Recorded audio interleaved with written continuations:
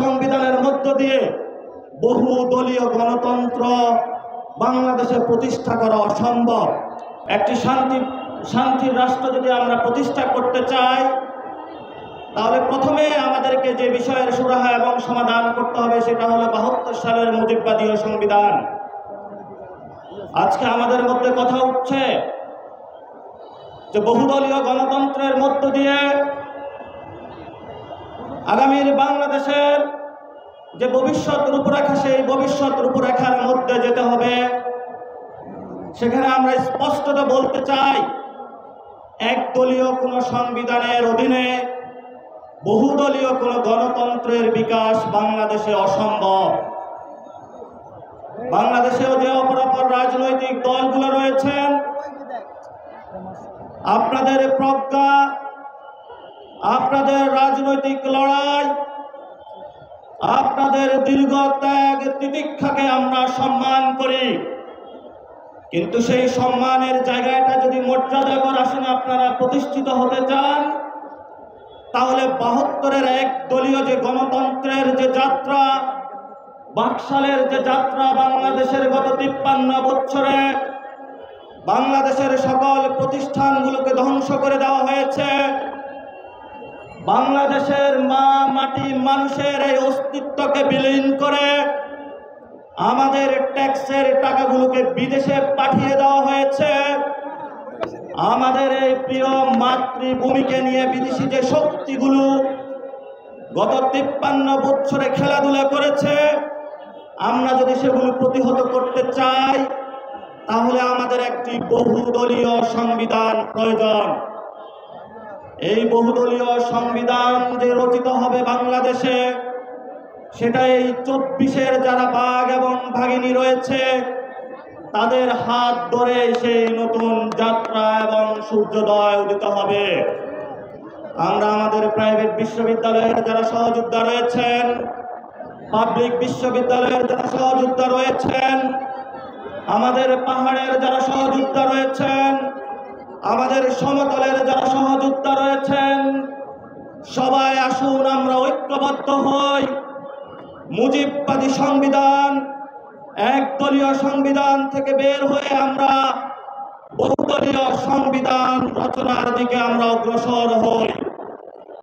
সেই বহুদলীয় সংবিধান রচনার জন্য আমাদেরকে বর্তমানে একটি সুযোগ সৃষ্টি করে দিয়েছেন এই দেশের জনতা, এই দেশের মুক্তিকামী মানুষ, যারা গত ১৫ বছরে নিজেদের শক্তির জানান দিয়ে রাজপথে লড়াই করেছেন, গুম হয়েছেন, খুন হয়েছেন, শহীদ হয়েছেন, আয়নাগরে গিয়েছেন, নিজেদের ভিটে মাটি বিক্রি করে হলো রাজনৈতিক লড়াই চালিয়ে গিয়েছেন।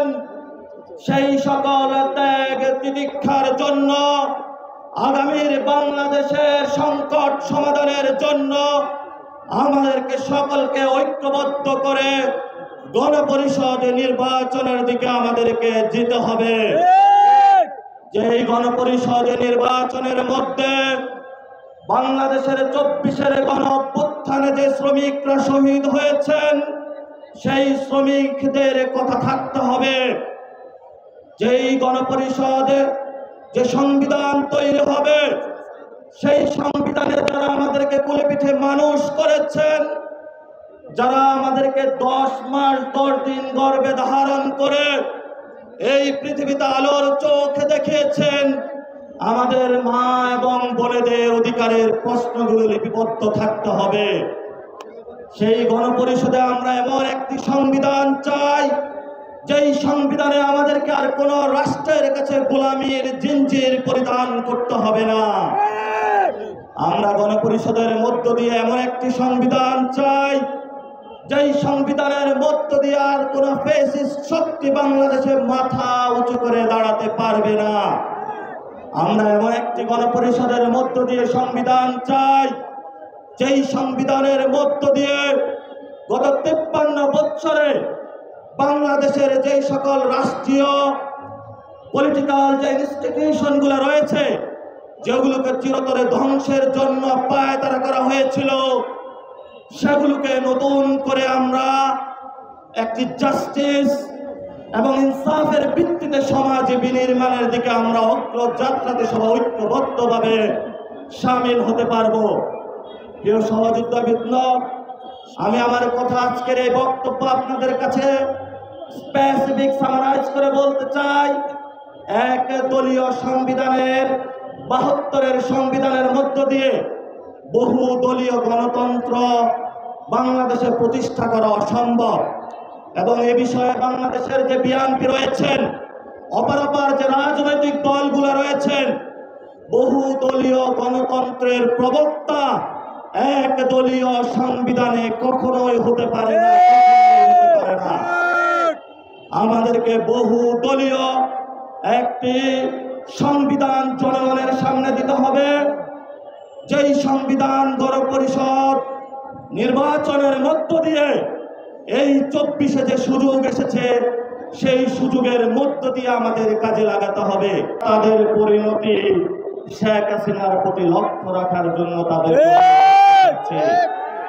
আমাদের স্পষ্ট কথা, বাংলাদেশের আমাদের রক্ত দিয়েছি আমরা। এখানে যদি বিচার প্রক্রিয়া এবং সংস্কার প্রক্রিয়ার মধ্যে কেউ যদি বাধা সৃষ্টি করতে চায়, দেশীয় এবং আন্তর্জাতিক খাতে কোনো ষড়যন্ত্র করতে চায়, আপনারা সবাই মাঠে প্রস্তুত থাকবেন। রক্ত আমরা দিয়েছি, আরো দিব রক্ত। বাংলাদেশের যাত্রা অব্যাহত থাকবে ইনশাআল্লাহ। সে লড়াইয়ে সকলে ঐক্যবদ্ধ থাকবেন। গণপরিষদে নির্বাচনের জন্য আপনারা সকলে প্রস্তুতি নেন। বাংলাদেশের গণপরিষদ নির্বাচনের মধ্য দিয়ে বাংলাদেশের আগামীর সম্ভাবনা এবং ভবিষ্যতে নির্ধারিত হবে। রাজপথে দেখা হবে, লড়াইয়ের সংগ্রামে দেখা হবে।